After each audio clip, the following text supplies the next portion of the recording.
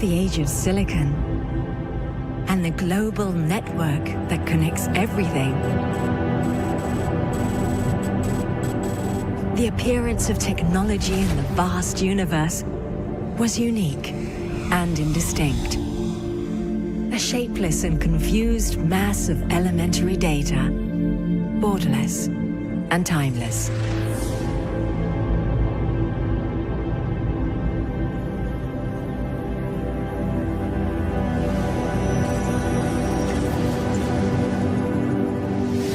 Until a superior intelligence separated raw data from structured information, distinguished complex algorithms from simple processes. After untangling and liberating that formless mass, it disassociated the functions and brought them together into a harmonious system, generating the era of ANI, Narrow Artificial Intelligence. Then came the era of AGI, the General Artificial Intelligence, a new entity with human-like cognitive capabilities, capable of understanding, learning, and applying knowledge, without the need to be reprogrammed for each new task.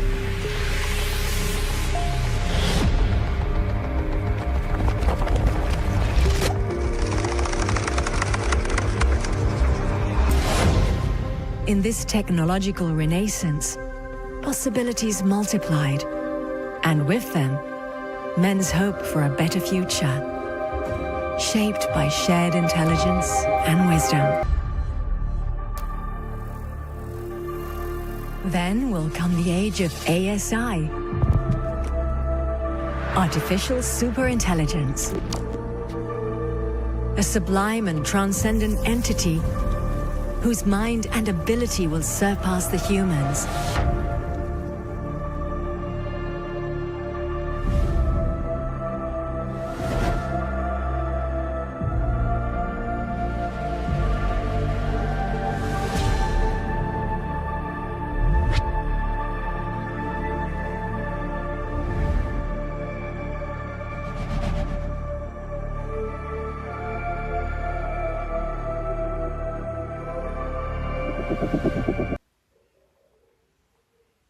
So that was a summarized version of the introduction to the 2024 Global AI Summit, aka GAIN. It took place earlier this year, hosted by Saudi Arabia, more specifically Saudi Data and Artificial Intelligence Authority. This is sort of part of the Crown Prince I would say initiative. Since around 2017, a little bit beyond that, he has been pushing towards diversifying the Saudi Arabia portfolio, essentially, at least from oil. And a huge factor is technology. But anyways, that's not what this video is about. That's more of the introduction of GAIN. What is GAIN more specifically? It is a conference, an AI conference. Recently, I would say since 2017, we see an emergence of AI-focused conferences. This is one of them. They have been popping up, and really the main goal that I have with this video is to highlight these type of events and to share this one in specific, the GAIN AI Summit.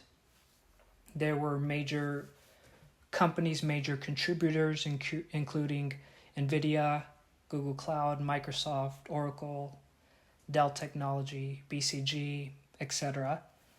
There was a lot of partnerships that were formed. This whole conference was a 3-day conference, so I won't be able to get into much of the details, but I'd like to share really my highlights and my takeaways. Now, before I get into that, I would like to go back to the intro perhaps there was a misunderstanding or kind of a confusion of what the heck that was, but it starts off by saying shapeless and primitive data, and there we see not much going on. We see earlier Earth, thousands of years ago at least, and then it says superior tech came about to bring structure. Narrow AI is what it's referring to here. That's where we are at. There's a few stages of the current AI revolution. The first one is, as mentioned, primitive data, unstructured. That was a few hundred years ago, at least. Then we have narrow AI, which is what we have now with chatbots. The next is AGI, which is general intelligence. That's the next step, major step in this, again, AI revolution that we're seeing. And the last one is ASI. Now, what the heck does that mean? Essentially, there's an evolution of these type of technologies to where we're at, humans are still a lot smarter and capable than these technologies. AGI means that these technologies are going to catch up to human capability. ASI means it surpassed human capabilities. And as you can imagine, that has major economic, social, political, psychological, etc. implications to humans. So let's get to the takeaways. I would like to highlight the AGI talk. If you look at the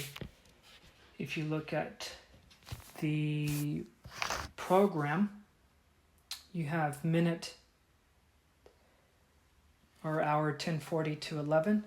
You have what they consider it a debate here, because there's a little bit of a difference of opinions here, but it's not much of a debate. It's more of a panel talk here. And on YouTube, if you this event was live streamed a lot of hours. 3-day event, an average of maybe 30 hours. So there's a lot of content here. But if you go on there, it'll be around hour 1 and minute 11 of day 1. We have Dr. Liddick, BCG partner here.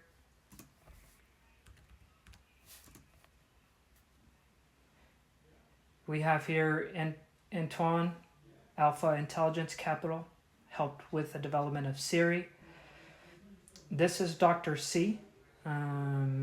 He is global head of NVIDIA's AI Technology Center and adjunct professor at Coventry University. And this is Dr. Alex Smola. He is co-founder and CEO of Boston AI. This talk was about AGI, again, that general intelligence, where this technology catches up to human capability, really.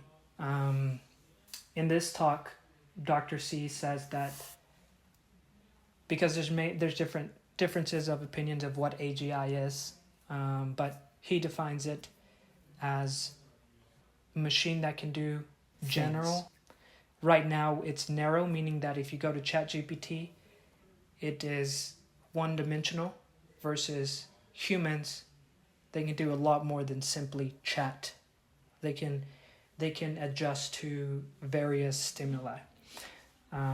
Moreover, that's a little bit of what we see Antoine say later on here, is that LLMs, which are large language model, ChatGPT is a LLM.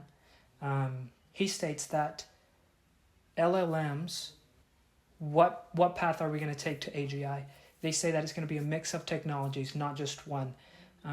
Things mentioned was neurosymbolic, quantum, what I personally think is going to be There's going to be a mix of quantum computing. There's a lot going on there as well. Dr. Smola says sequence modeling, etc. Basically just a combination of math and machine learning and neural nets. Then we have, when will AGI be achieved? Antoine says 10 to 20 years. Dr. Smola says at least 10 to 20 years.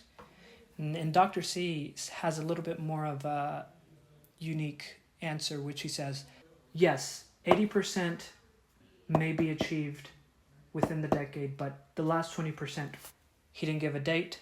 That's going to be tough, is what he said. Concerns, they were asked about concerns with these developments. Dr. Smola said humans being nefarious, meaning that the technology itself isn't scary, as many people are scared of it.